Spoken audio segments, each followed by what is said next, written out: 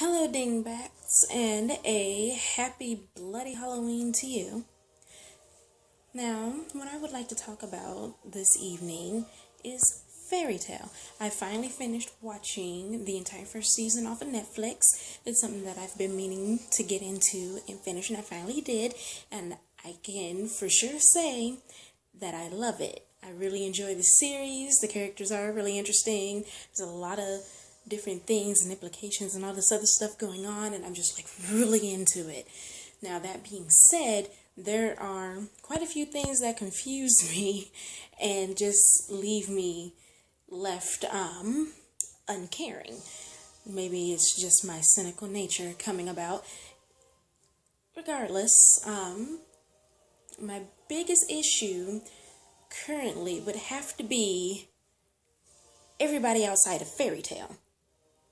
Mostly everybody outside of Fairytail, because there was that creep Lexus, or however you say his name, and his Trinity group of douchebags. Now, what I want to know is, why does it seem like everybody and their great ancestor wants a piece of that sweet Fairytail ass? What is up with that? It makes absolutely no sense to me. It's like from the very start, there's been small groups, or like, I wouldn't say civilizations, organizations, yeah, that'd be better. Organizations and just plots happening of different varieties or groups that seem to all have the same end game. Fairytail gotta go. Why does Fairytail have to go? It's one of the strongest, if not the strongest guilds that's in their world, and they're all good guys. They're really sweet, they're friendly, they like to interact with each other, and it's just really great how awesome they are. And a lot of them are powerful too.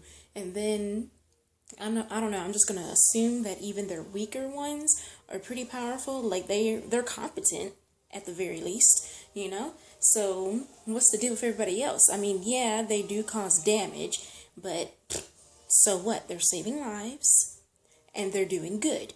They're making connections.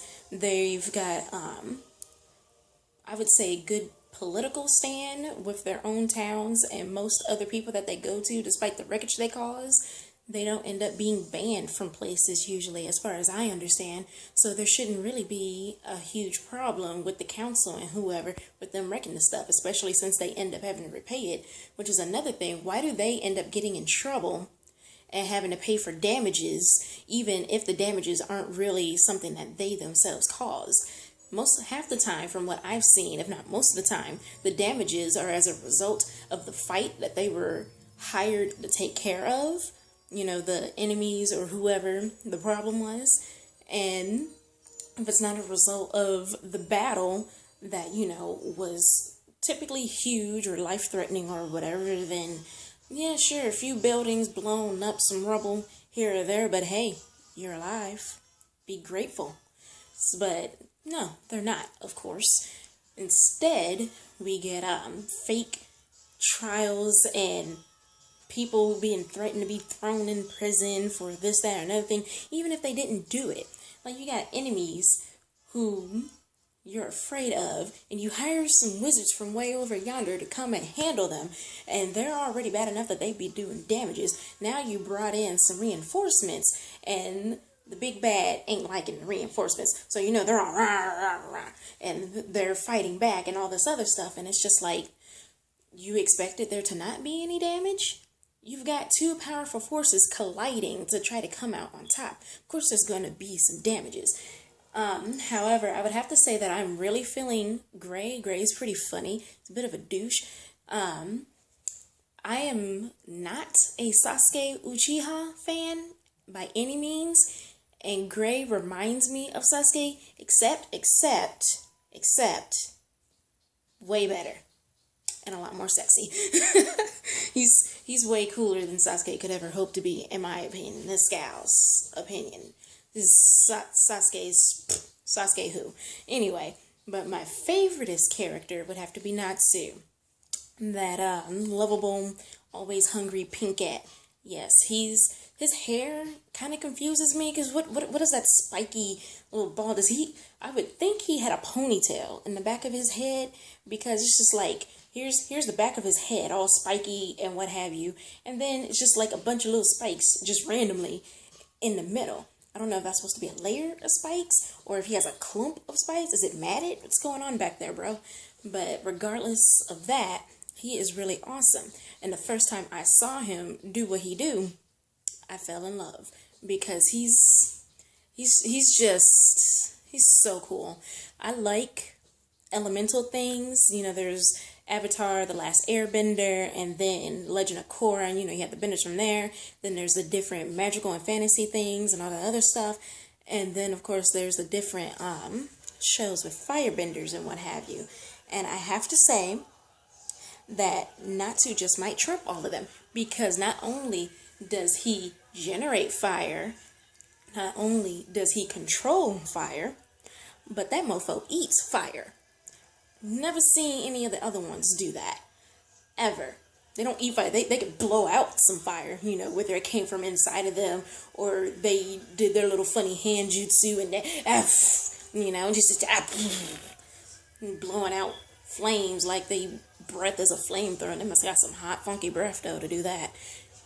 Anyway, back on topic, I would have to say that my favorite scene of Fairytail would be when Natsu went and caught Lucy after she got kidnapped, because those one fucktards went and decided to declare war with the feeble excuse that they were hired to find and bring Lucy back to her douchebag dad.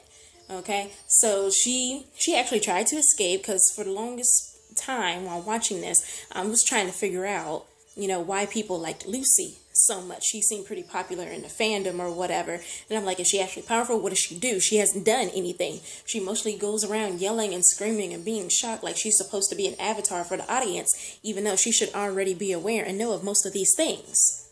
But Natsu went and caught her. She was falling. She said she was ready to die and go back to him, and she stuck to it. She fell off the building. I was cheering for her, and she did it, and I was just like, yes! So, as mean as it may sound, I was actually really happy that Lucy decided to fall to her death off a building, because, god damn it, she said something and she meant it and she pulled through on it. So that was when I decided that I was going to start liking Lucy. And then, Natsu, my man Natsu, he showed up, and apparently she knew he was nearby. I don't know how the fuck she figured that out, claiming one of her 6 senses or whatever, but who knows.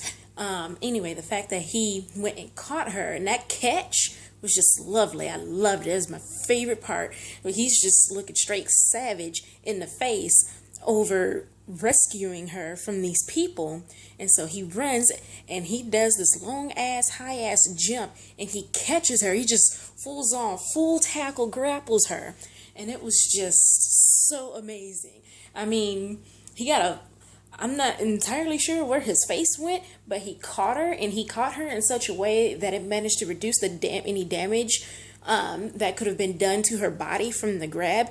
And on top of that, he turned his body so that when they fell, the impact would hit him and she would be relatively unharmed and undamaged, which was just great.